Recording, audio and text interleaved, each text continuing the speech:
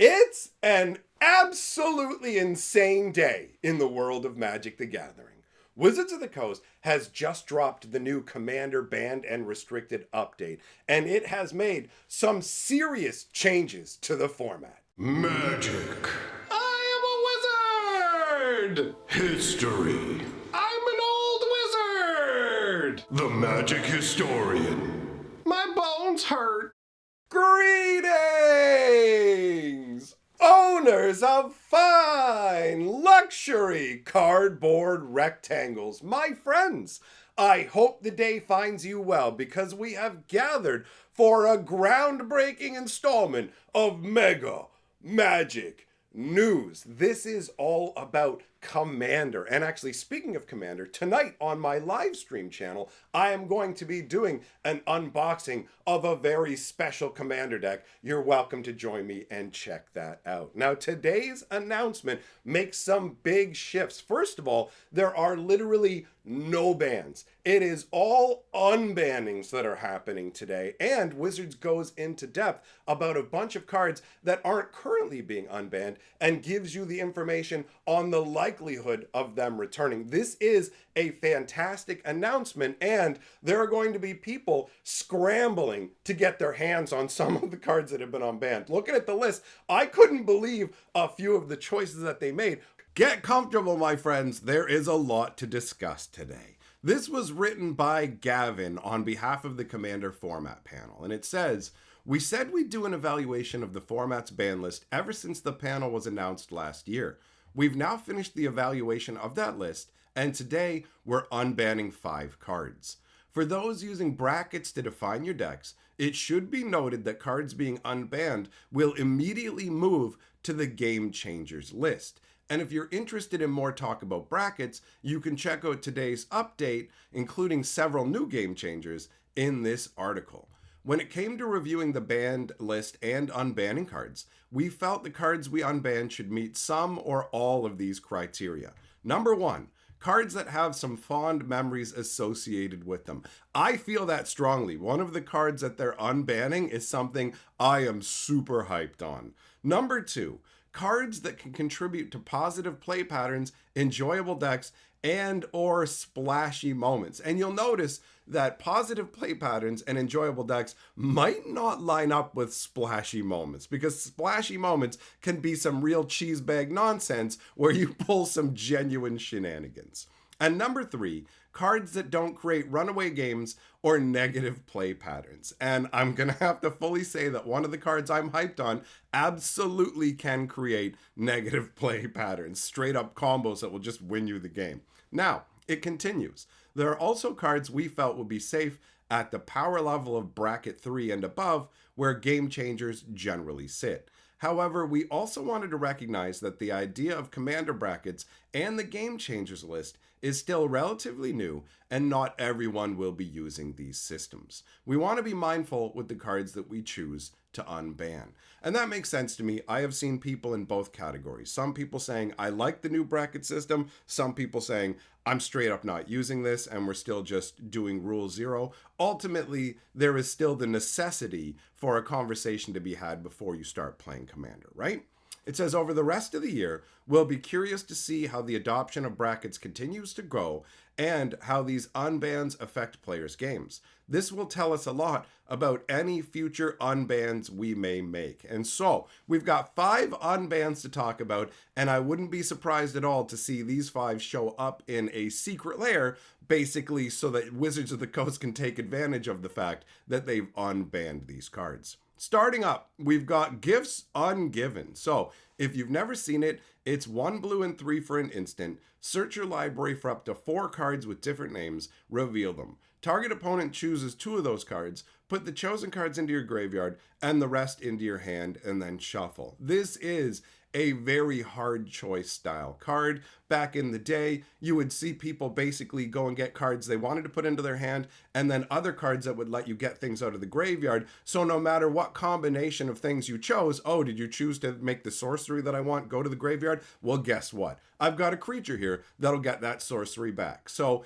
it puts you between a rock and a hard place where ultimately the player's just going to be able to get what they wanted, and there's not much you can do about it, with the exception of maybe making it cost them a few more mana to pull off their nonsense. So, Gift Ungiven, it says, this is a beloved card with a great history. Many of you out there have enjoyed casting this card in all sorts of formats. We're excited for it to return to Commander.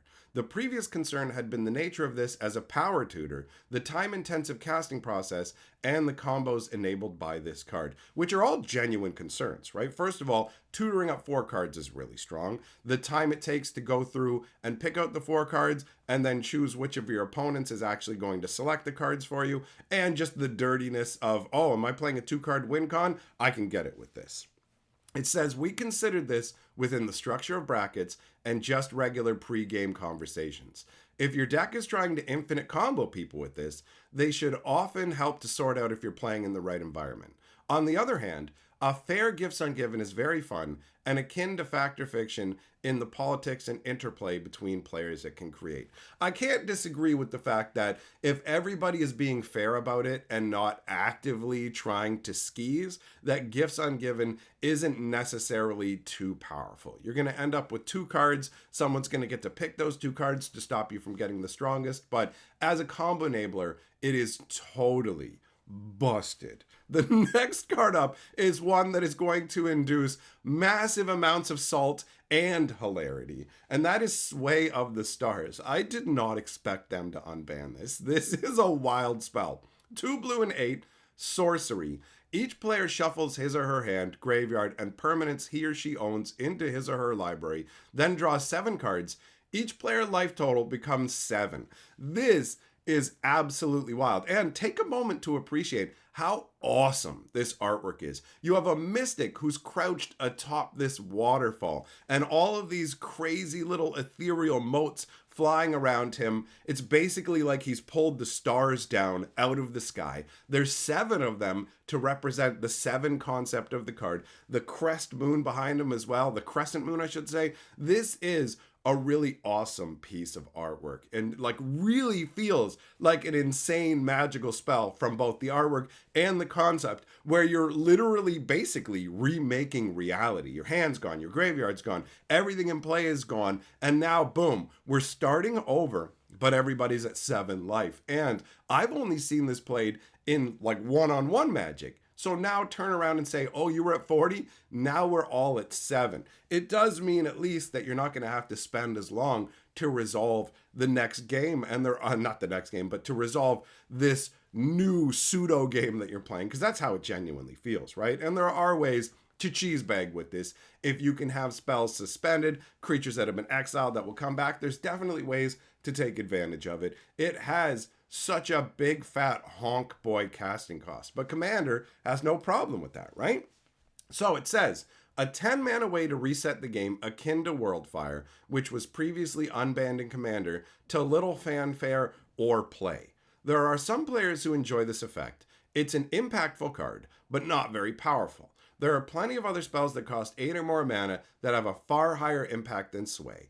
Our guess is this will see little play, but the people who enjoy cards like these will now be able to play another one. While admittedly, I am not that well versed with Commander overall from the perspective of having played a ton of it. So when it comes down to it and they say there are a lot more impactful cards, I genuinely believe it. There are a crazy amount of cards in Magic now. The power creep has just pushed things to stratospheric levels.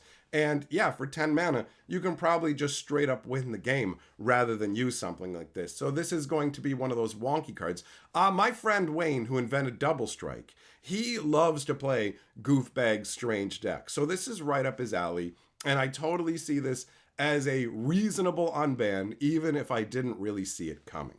After that, we've got a really crazy choice that's really going to make people genuinely mad. And that's Braid's Cabal Minion. This thing is bonkers. So 2 black and 2, 2/2 legendary human minion. Look at that face. Braids looks so crazy, which makes sense because Braids is a lunatic. If you go back and check out the original Odyssey block story, you will find that Braids is out of her mind. So, at the beginning of each player's upkeep, that player sacrifices an artifact, creature, or land. What an obnoxious ability to face off against. This card screams, I love to grief, right? The flavor text is fun too.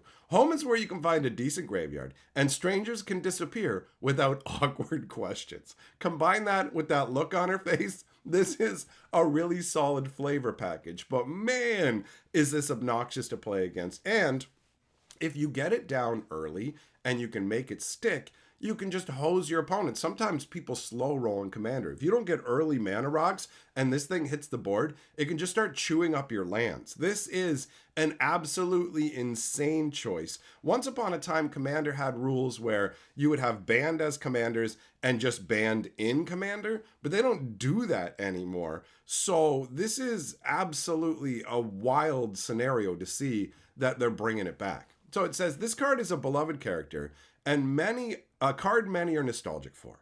When played as one of your 99 cards or later in the game, it's a totally reasonable effect with an appropriate impact on the game. The most frustrating Braids games are when it's put out extremely quickly and people feel locked under it. However, as little as a single removal spell can really set that entire plan back. As Commander decks have become more efficient with more targeted removal spells, and players have gotten better at identifying commanders they don't want to play against and having pre-game conversations, that gives us the confidence to bring back Braids. So between power creep and them leaning on the whole Rule Zero thing, they said, we're going to do it. A lot has changed since Braids was banned in 2009. We mostly believe people will know that what they're signing up for in a game with Braids as a commander and as a card in the 99, it's reasonable and acceptable. Braids is really too strong as a commander. When she's just in your deck and you'll sometimes have her, that's one thing. But when you can repeatedly get her out and accelerate her out with stuff like Soul Rings for a second turn Braids, this is a gutsy choice on Wizards' part. They're really pushing the boundaries as far as I'm concerned. This is one of those commanders that will instantly make you the target of the entire board, right? Then we've got Coalition Victory. This is the one everybody saw coming from outer space. We all knew that this was going to happen. We were basically almost told directly, expect a Coalition Victory unban. So it's one of every color and 3. So it costs 8 in total. A sorcery that says you win the game if you control a land of each basic land type and a creature of each color. And it has a flavor text from Urza. You can build a perfect machine out of imperfect parts. I love the Weatherlight storyline. We've got Tongarth, Sisay, Gerard all here together. Yeah, we're beating down Phyrexia. It's so cool from a flavor standpoint. From a power standpoint, we've reached the point where, and just in Tarkir, we've got an enchantment that costs 1 of every color and will let you win with dragons out. So it's easier to do win conditions similar to this than it is to do this. Coalition Victory coming back doesn't feel too strong to me. It feels like a wonky goof bag win con, right? So they say this card engendered a great deal of discussion. A lot of it boils down to how impactful and how much of an auto-include it is. A deck with a 5-color commander essentially reads, you win the game if you control your commander. That's not the most satisfying end to a game, and it does begin to become an auto-include for many decks. Is that an appropriate card to exist? However, it can easily be interacted with. A single removal spell in response to your 5-color commander means you spend 8 mana to do nothing. You also need to untap with your commander and 8 mana, and there are many expensive spells that will do something akin to ending the game in a 5-color deck if you resolve them. Additionally, for those engaging with commander brackets, it's also within the time frame of where we expect an I win combo to fall. If you don't know what that means, they previously explained the amount of turns that they expect a game to go to, and they want games to reasonably last somewhere past 6 turns up to 12 turns. So if this is going to happen on the 8th turn, or maybe the 6th if you have a Sol Ring out, then it falls within what they consider to be the reasonable time frame of an I win combo. And obviously, I mean, it is essentially a 2-card combo with your commander, your basic lands don't really count as part of a combo, do they? Right? Especially since, you can just slap those out. Nobody's going to really mess with them. So ultimately, it turns into your commander plus this spell to win. And there are much cheaper, more efficient ways to do a 2-card I win setup. So ultimately, this one to me, we knew was coming. I don't really have a problem with it. Now, the next card on the list is something that I absolutely love. Panoptic Mirror is some of the dumbest, grossest nonsense to come out of the Mirrodin block, and I adore this card with a fiery passion. 5 casting cost artifact. It's got imprint X. So basically how this one works is you can tap it and remove an instant or sorcery with converted mana cost X in your hand from the game. And then at the beginning of your upkeep, this is so crazy, you can copy an imprinted instant or sorcery and play the copy without paying its mana cost. So you can just load this thing down with instants and sorceries that can do all kinds of things. Like in the cube, I love this. Oh, look, I put a spell under it that can destroy target creature. Oh, look, I put a wrath under it. Now I can destroy all creatures every turn. Oh, look, I put a card under it that destroys target artifact or enchantment. Every turn I can smash one of your permanents. Like, this thing is so nutty with the utility it offers. On top of that, you can also just go super cheese bag and go, hey, I'm going to put Time Warp under this. Oh, look, during my upkeep, I choose Time Warp. I get another turn after this. During my next turn, oh, look, I get another Time Warp. So you can use this for a 2-card infinite combo. I was not expecting to see this come back. I love this card. So it says, this is Gavin speaking. I personally have been a Panoptic Mirror enjoyer since it was originally printed back in Darksteel. The promise of using a cool spell turn after turn is so fun. It is so fun, and let's be real, it feels like something a wizard would create. A powerful planeswalker would go, okay, how do I repeat this magic over and over? So I love it from a flavor standpoint. So that's still true today. A value mirror is a blast. There are 2 problems with it. The first is imprinting an extra turn spell. The game is over immediately, obviously. The second is imprinting something extremely repetitive, such as a board sweeper, so the game can't move forward. Imagine an Armageddon under this, so that every turn all lands are destroyed. That would be insanely obnoxious. The latter is something to be a lot less worried about in 2025.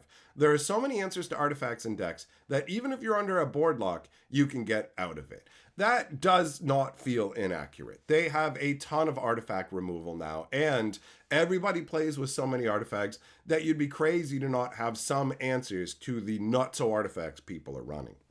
So, the first issue is well addressed by bracketed play through the restrictions on combos and a lower overall density of extra turn effects. And regardless of the bracket system, many tables have a good idea of whether they enjoy infinite combos appearing in their games and if that's something they want players to do in their decks. There'll be a lot of, listen, Billy, no, look, I know Panoptic Mirror's back, and I know you got to do your stupid Time Warp Mirror thing, but that's it. You got to do it once. Now stop it. Take it out of your deck. If you start doing that, we're going to do that thing where we just continue playing the game of Commander without you, bro. We'll go, technically you won, and then we'll keep playing, and you'll sit out for an hour, so knock it off. It's totally gonna end up like that. Finally, it does take a full turn and a large mana investment, and people have several windows to respond to it in. They can kill it before you untap, in response to the ability, or after the ability resolves and your opponent is down a card. That's true. Basically, once it comes out, you're going to have to wait until the next upkeep to be able to use it. And you can go ahead and imprint a spell on it, and then they go, okay, I'll destroy it in response. And then you just go, oh, okay, so I'm out 2 cards. You 2-for-1'd me right there. So ultimately, it is an answerable card, but man, is it a powerful card. So it says these cards haven't been legal in Commander for a long time, originally being banned between 2005 and 2009. A lot has changed in Magic and Commander. We're not opposed to banning them again at some point if they still prove problematic. However, these feel in line with our expectations and are okay to try given where the format is today. I'm going to take a moment to reiterate what I've said in previous videos. I don't believe there's ever going to be another Commander banning. I think that they're just going to go, nope, it's a game changer and you got to have rule 0 conversations, because by doing that, they never never have to ban another card again. They'll always be able to go ahead and get that secondary market investment selling where they can turn around and go, check it out. These cards that you want are available in this new product. Buy it. So I do not feel like there are going to be any more Commander bans ever again. And speaking of Commander bans, they are actually discussing what happened with Dockside Extortionist, Jeweled Lotus, and Mana Crypt, which is a really smart idea because there are people out there to this day, I guess not today now because of this article, but up until now, who have insisted that these cards would be banned in the next announcement. And I said, they're not going to want to undermine what they've done in the first place. And secondly, they're going to want to wait a while before they bring this stuff back so they can reprint it and make more money. So it says, we'd be plugging our ears if we didn't acknowledge the elephants in the room when it comes to this series of unbans. The September bans of Dockside, Lotus, and Mana Crypt. Man, it's been so long now. Wow, that's crazy. It's been like 6-8 months. Many players out there probably immediately scrolled down this long article as quickly as they could to discover the fates of these cards. We did talk about these cards and are not unbanning them at this time. Opinion from the Commander format panel varied. Some believe Commander is more fun without them. Others would like more time to see how the bracket system is adopted before doing anything, and others felt it's too soon to do anything with these cards. There were a few people who were open to doing something with Jeweled Lotus now, but that was not the majority opinion. The overwhelming majority of the panel did not want to do anything with any of these cards at this time. I expect to see all of these come back into Commander over a long timeline, but based on what they're saying here, I would say it's going to be at least a year probably before you see Jeweled Lotus unbanned, and it will be multiple years before Dockside Extortionist and Mana Crypt get banned. Most likely, they will be one of the last cards taken off the ban list as Wizards slow rolls all these unbannings to maximize reprint earning potential, right? They want to obviously put this stuff in products and make money off of it. So, it says, I'll be transparent and say that if I believe if any of these are ever to return, the most likely is Jeweled Lotus due to its one-shot nature, iconic feel, and ability to help support high mana value commanders. I want to be clear, this is not me saying it will ever happen, but that was one among the panel with the most traction. I do expect it to happen though, personally. I know many of you love these cards. Many of you are also glad you no longer have to play against them. There's always that kind of push and pull with powerful and potentially ban-worthy cards in Commander. I appreciate there are many people in both camps, and no matter what happens with these cards, somebody will feel like they didn't get the result they wanted. But we wanted to be transparent. So, that covers this. Now, for the future bans, they're saying a lot has happened since September. This basically with the changeover, what they're looking at, I'm just going to summarize it for you, is they're not going to do any further changes to the ban list for the rest of this year. So 2026 is the next time that we will see either bannings, which I very highly doubt, or unbannings, which I absolutely expect to see.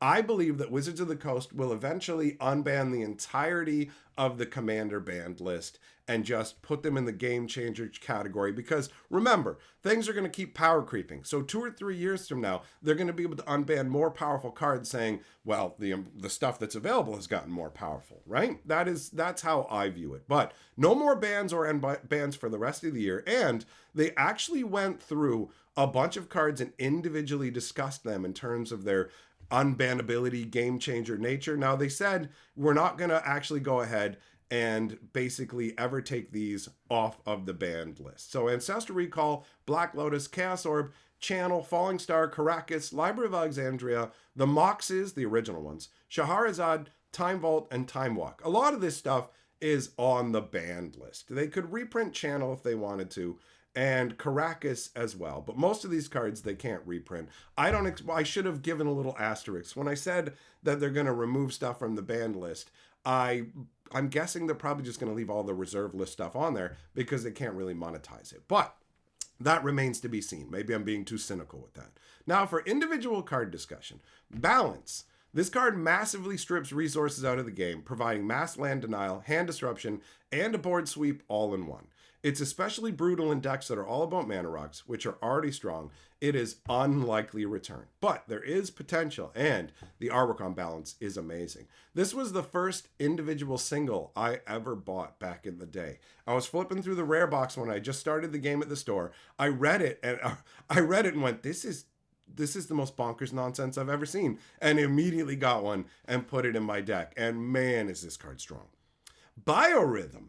2 green and 6 for a sorcery that says each player's life total becomes the number of creatures he or she controls. I remember the first time I ever encountered Biorhythm was when I had taken a break from Magic for a while. I came back and I was playing a blue control deck. And I'm playing against a green deck. And green was a joke back in the day. He had like a Llanowar elf out. And I went, oh, there's no need to fear here. I can easily tap out this turn. I don't need to save counter mana because it's a green deck. And whatever you can do, I already have a Nevinyrral's Disc on the board I can use to just wipe the board. So let him do whatever he wants. So he just goes Biorhythm. And I was like, what's that? And I read it. And I went, no way. Because I had no creatures on the board. And he had a measly Llanowar. And I just straight out died. I was at 30 life. And I just died. And I had to laugh. I was like, what? This is amazing. So it says, we discussed this card a great deal. We ultimately decided not to unban it. It can go in any green deck, requires very little setup to cast, and really disproportionately impacts the player to your right.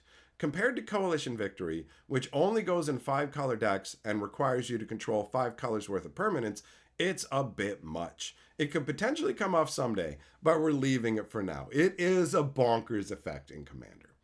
Then we've got Emrakul, the Aeon's Torn. This thing's so busted. 15 mana for a 15/15. The spell can't be countered. When you cast this spell, take an extra turn after this one. Flying, protection from spells that are 1 or more colors. Annihilator 6. When Emrakul is put into a graveyard from anywhere, its owner shuffles the graveyard into their library. I was at a dinner last month with the man who designed this card, and we were getting into a heated argument about how casting costs they're super important in Magic the Gathering because of the way that you balance things. And when you make cards free to cast, when you have ways to cheat them out, it completely circumvents the mana system. And this was one of the cards that we were arguing over. And he was just trying to say, oh no, there's nothing wrong with this Emerald. I'm like, are you kidding me, bro? People cheat him out all the time. And he's trying to argue with me, well, if it goes to the graveyard, it gets shuffled back into the deck. Oh yeah, because there's no instant speed way to bounce it back or anything. Had a good laugh arguing with the designer of this card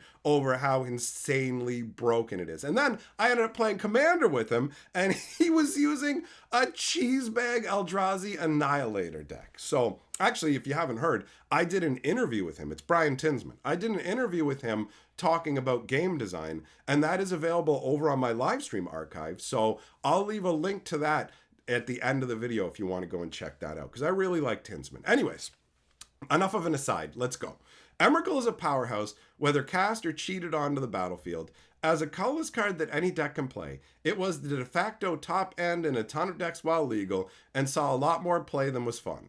It's possible as the bracket system grows and takes off that it might be more tolerable at bracket 3 and above, but for the moment, we've elected to leave it on the ban list and see how other changes go. And I feel vindicated. Take that, Tinsman. I was right, buddy. Okay. Then we've got Arayo Soratami Ascendant. Man, is this an obnoxious card. 1 blue and 1 for a 1/1 flyer. But whenever you play the 4th spell of a turn, you get to flip this around, right? Well, not you specifically. Whenever the 4th spell of a turn is played at all, you flip it around. And this is how they handle flip cards originally. You have to completely rotate. Do a handstand right now, and you can read the other part, where it turns into an enchantment that says counter the first spell played by each opponent each turn. This is brutal. I've been locked under this card in the past, and it still triggers me. This card is incredibly unfun when flipped early, and structuring your deck to do that on the second or even first turn is fairly easy. Combining with Arcane Laboratory can end the game. Arcane Laboratory is an enchantment that says each player can only play 1 spell a turn. So this shuts off your opponent's abilities to play any spells for the rest of the game unless they say on them can't be countered. But even without that, it's an oppressive force. It's not that beloved or fun, and it's not something we're eager to unban at this time. Yeah, it gets a boo from me. Arayo sucks. Fast Bond. Oh, bro. I love this. I love the quintessential wizard standing up there on the cliff top with his wizard staff. I am a wizard! 1 green enchantment. You can put as many lands into play as you want each turn, but it deals 1 damage to you for each land beyond the first you play in a single turn. This is disgusting. Not only is this an incredibly strong way to continuously play additional lands for little cost, there are all kinds of loops you can pull off with cards like Crucible of Worlds. Look, they didn't even say anything about how we're not eager to we don't even want to mention the word unbanning here. They're not even saying it in regards to Fast Bond because of how strong it is. I love this card. Then we've got Flash, which is a blue and 1 instant. You can put a creature from your hand onto the battlefield. If you do, you sack it unless you pay its mana cost, reduced by up to 2. So the idea is to just cheese out an early creature that gives you a really powerful ability. And actually, once upon a time, there was a deck called Flash Hulk where you could win the game before your opponent even got his first turn. You're not going first, he's going first, and before he can even get to his main phase, you've already won the game. I did a video on that deck many years ago on this channel. So if you want to learn more about that, you can check it out. I'll leave a comment down in the comment section, and you can find it, and the link should be there for you to check it out because it's so broken. So it says, in CDEDH, which is competitive EDH, so many games were coming down to Flash and Protean Hulk, leading to Flash's ban. So Protean Hulk, all you need to know is that when this guy goes to the graveyard, you can go through your deck for converted mana cost 6 worth of creatures and put them into play. And so you basically assemble a bunch of different pieces, slap them out, and it insta-kills your opponents. So yeah, I love how this says Flash is only going to become more powerful with time. It's staying banned. So maybe I will be maybe it'll turn out that I'm wrong, and there will be some cards that remain on the ban list forever. Then we've got Golos, Tireless Pilgrim. 5 cost, legendary artifact scout, and he's a newer guy. He's from M20. A lot of the cards are much older that we're seeing here. So when Golos enters the battlefield, you can search your library for any land, put it on the battlefield tapped, and then for 1 of every color and 2, you can exile the top 3 cards of your library. You can play them this turn without paying their mana cost. Golos was tearing it up with obnoxious zombie creation decks. He is very powerful. So it says Golos is an incredibly powerful 5-color option that finds any land, ensuring that even if dead, you likely had enough mana to recast it next turn, and has an activated ability that can be an extremely strong spout for all that mana. It really homogenized games and was a de facto best commander option for many, many decks. Perhaps it's an acceptable card in higher brackets, but it's not something we want to touch today. So this is pretty clearly going to make it off the list at some point, but it'll be down the list, right? So moving on, we've got Grizzlebrand. He is 4 black and 4, 7/7 flying lifelink, pay 7 life, draw 7 cards. He's so gross. Cheating out a Grizzlebrand and drawing an absurd number of cards was an incredibly powerful thing to do during the 1-month window where he was legal, leading to quick action. Once in play, you tend to draw either 28 or 35 cards immediately, and the game often ends that turn.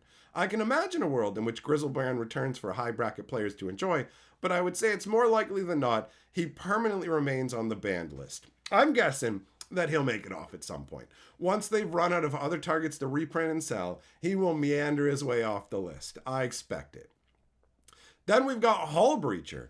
3/2 for a 1 blue and 2. They're using the old Future Sight frame here to throw some juice in for you. So a 3 cost 3/2 with Flash. If an opponent would draw a card except the first one they draw in each of their draw steps, instead you make a treasure token. And he's literally there punching into a ship going, I'm stealing your treasure, boy. This is an incredibly unfun card that stifled the popular part of Commander, spiked the popularity of wheel effects, and made an outrageous number of treasure tokens.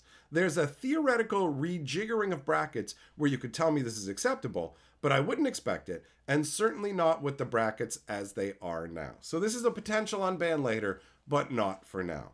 Now, Iona is one that I thought they might actually unban in the first volley. I was half expecting it. 3 white and 6, 7/7 flying. When it enters the battlefield, choose a color. Your opponents can't cast spells of the chosen color. Iona was discussed heavily. On one hand, it's an awesome 9-mana angel that can create some pretty interesting decisions against a table of 3-color decks. On the other hand, it can shut down monocolor decks and turn off half of a 2-color deck. The play pattern of this card is not the most fun, and we wanted to hold off for now. It could theoretically return to Commander in the future. This is one of the prime choices I expect to see come back. And Iona looks absolutely incredible. Check out the scale of her. If you actually look in the artwork, here she is, this massive towering angel. There's a little dude right here on this pillar that's just being blasted away by her wing. Absolutely incredible. Then we've got Leovold, Emissary of Trest, a blue, a green, and a black for a 3/3. Each opponent can't draw more than one card each turn. Whenever you or a permanent you control becomes a target of a spell or ability an opponent controls, you can draw a card. As is a theme today, stopping your opponents from drawing extra cards is very powerful in Commander. Coupled with the fact that you can play it as your commander and get value if people try and target you, makes Leovold unlikely to return. He's just annoying, so he's got a chance. He's got a chance. Limited resources, this card's so dumb. 1 white enchantment. When it comes into play, each player chooses 5 lands he or she controls and sacks the rest. As long as there are 10 or more lands in play, players can't play lands. Bro, I never thought about this from a commander perspective. This is so dumb. Everybody would go down to 5 lands, and with 4 players, there's guaranteed to be 10 lands out, right? And if you play it even earlier, wow. Yeah, this is really dumb. Locking each player to 5 lands forever is extremely constraining and not that much fun. All for a single mana. I think it's unlikely to see this return. But they're not ruling it out. I actually got locked by this card recently in a cube game, and it is just so strong and annoying. Then we got Lutri. 2 hybrid blue and red and 1 for a 3/2 legendary elemental otter with companion, and the companion cost is each non-land card in your starting deck has a different name. In Commander, you automatically meet those conditions, so they preemptively banned this guy before it even came out. So, Lutri, when he enters the battlefield, if you cast him, you get to copy target instant or sorcery spell you control, and he comes out at flash speed. So, they just went no. Poor Lutri. While the shell of the card is no doubt fine, and many players would love to see the otter freed for their decks in a post-Bloomborough world, the companion restriction means that every deck with blue and red in its color identity would include a copy at no cost. That's not appropriate or tenable. I cannot imagine a world with an only allowed in the 99 list that would free the otter to go into people's decks. But we're not doing this now, nor is there any guarantee that we'll do that ever. So Lutri stays on the list. Now, this guy could theoretically become unbanned if they made a companion of every color with the exact same restriction. If every color has access to a free companion, then Lutri could come off the list. Otherwise, it's a no. Nadu! I mean, everybody knows Nadu from the ban. That just happened in recent memory, right? This incredibly problematic card has earned its ban in most formats, Commander included. It leads to very long and unfun combo terms and is extremely strong with staples like Lightning Greaves, not to mention it easily refunds the mana to play itself out of the command zone again. Unlikely to return. Think about that for a second. This got banned because it was a nightmare in every format, pretty much, and now they're just going, unlikely to return. So one day we will probably see Nadu come back when there's even more busted nonsense. The artwork on this card's a lot of fun, though. Then we've got Paradox Engine. 5-cost legendary artifact. Whenever you cast a spell, untap all non-land permanents you control. It just basically says, go off, chief. An incredibly easy combo and mana generation card with all the artifact mana played in Commander. I could imagine, if brackets are strongly and widely adopted, us talking about it as a potential game changer, but we're a long way off. So Paradox is going to be coming back at some point. Primeval Titan. All right, this is one that I thought they might be unbanning soon. 2 green and 4, 6/6 trample. When it enters the battlefield or attacks, you can search for up to 2 lands from your library, put them on the battlefield, and they're tapped, and then you shuffle. So, a big beef boy who grabs lands. Pretty strong. While it's beloved and nostalgic, the amount this card accelerates is massive and can really dominate the game. Those who played back when it's legal know how often the game would revolve around a Primeval Titan, whether it died or not, cloning or otherwise. I do think this is a card that could potentially return and be a game changer, but this can be extremely warping, and now is not the time. So this is another one where give the power creep of Magic a few more years, and we'll get there, right? Then we got Prophet of Krufix, a blue, a green, and 3, 2/3. Untap all your lands and creatures during each other player's untap step, and you can cast creatures at flash speed. It's so good. Seedboard Muse just got promoted to the Game Changers list, and Prophet is that, but you also get free reign to play your spells on everyone else's turn. It's a really powerful card that also monopolizes the time in the game. Prophet player gets an extra turn of playing creatures for each other person over and over. Absolutely dominating at lower power tables, and still quite strong higher up. It's not necessarily locked on the ban list forever, but now not the time to remove it. So again, another one. Wait for power creep to get even nuttier, and she'll be back. Then we got Recurring Nightmare. Such a strong card. 1 black and 2, enchantment, sack a creature, bounce Nightmare back to your hand, put target creature card from your graveyard into play. Do it at sorcery speed. The play pattern of repeatedly looping the same creatures without an interaction window because the returning of the enchantment is a cost, and the combo potential, leads to a card that's way more likely to create harm and frustration than good. It's nostalgic, which is nice, but not a card we want to touch at this time. One day, though. This card's so busted. I have it in my cube. It is so nonsense. Then we got Raphellos. 2 green for a 2/1 legendary elf. Tap him to get a green mana for every forest you control. Basically, just if you're playing mono green, double your lands, right? Pretty wild. The mana provided by him out of the command zone is massive. Maybe this is something that could only be in your deck and not as a commander. It's much stronger when your deck builds around it, but this card is unlikely to return at this time. Again, another one that just has to wait for power creep. Raphellos looks so goofy, though. I'm going for a walk in the forest. It'd be a shame if I found a bunch more mana for you. Sundering Titan. 8 cost, 7/10. When it enters or leaves a battlefield, choose a land of each basic land type, then destroy those lands. So, it comes out and goes. You can destroy up to 10 lands just in one cycling of that, which is so wild. This card is miserable at low power tables. It blows up a ton of your opponent's lands and tends to get blinked, reanimated, or otherwise triggered time and time again. It's a fairly unfun experience. It's possible that as brackets continue to increase in adoption, maybe this would be an acceptable game changer. Though even then, upgraded decks don't want mass land denial around. I'd say this one is possible, but an uphill battle. Wild that this will eventually come back. Just saying it's possible to me means we'll get it back at some point. Sylvan Primordial. 2 green and 5, 6/8 reach. When it enters the battlefield, for each opponent, destroy target non-creature permanent they control. For each permanent destroyed this way, search your library for a forest card. So smash 3 things your opponents have and go and get 3 lands. Dirty. Speaking of blinking and land destruction, this puts you ahead while setting everybody else back and is a prime candidate to clone, blink, and flicker. It's not the most fun card, especially at more casual tables. This one I could see unbanned in the future as we adapt and evolve brackets, but we decided not to touch it for now. Then we've got Tinker. A blue and 2 sorcery. As an additional cost to cast it, you sack an artifact, and then you get to go through your library for any artifact and put it straight onto the battlefield. So gross.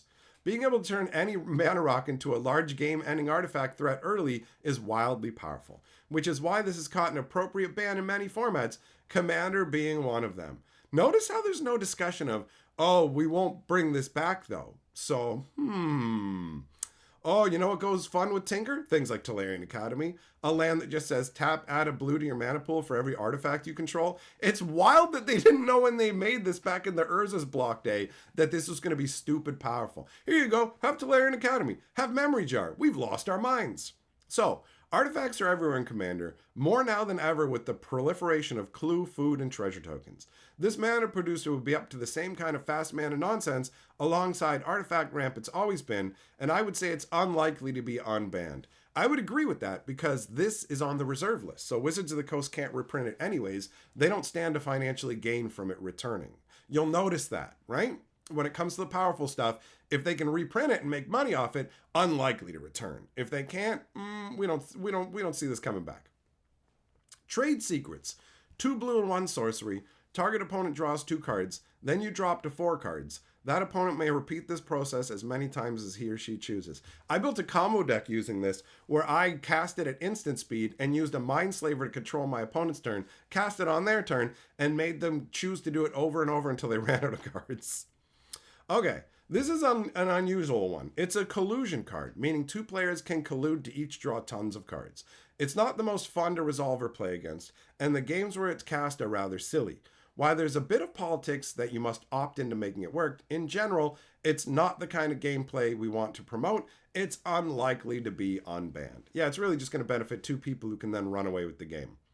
We got Upheaval after that. 2 blue and 4 sorcery, return all permanents to their owner's hand. So they did just unban Sway of the Stars. So it's interesting that Upheaval is, they're going to say it's unlikely to get banned. This board sweeper resets the entire game back to square one for only 6 mana, which would be problem enough. And when you factor in all the mana you floated and about to recast your mana rocks, its chances only get worse. Unlikely to be unbanned. Still got a chance though. Then we've got Yawgmoth's Bargain. This card is so broken.